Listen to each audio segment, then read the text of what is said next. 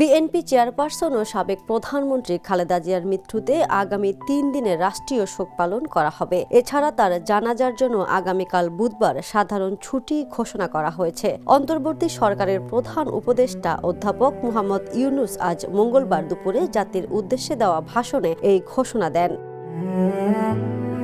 প্রধান উপদেষ্টা বলেন, আজ আমাদের পুরো জাতি গভীর শোক ও বেদনায় নিস্তব্ধ। দেশের গণতান্ত্রিক রাজনীতির শীর্ষ নেত্রী সাবেক প্রধানমন্ত্রী ও বিএনপি চেয়ারপারসন বেগম খালেদা জিয়া আর আমাদের মাঝে নেই। প্রধান উপদেষ্টা বলেন, খালেদা জিয়ার ইন্তেকালে তারা গভীরভাবে শোকাহত ও মর্মাহত।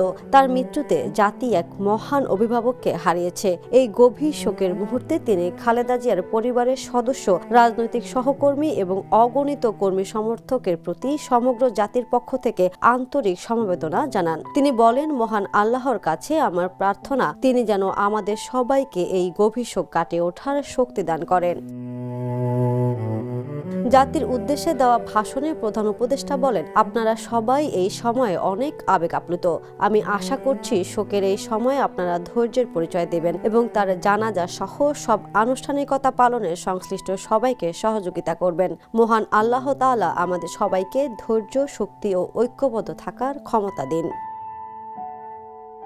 Desk report, the news.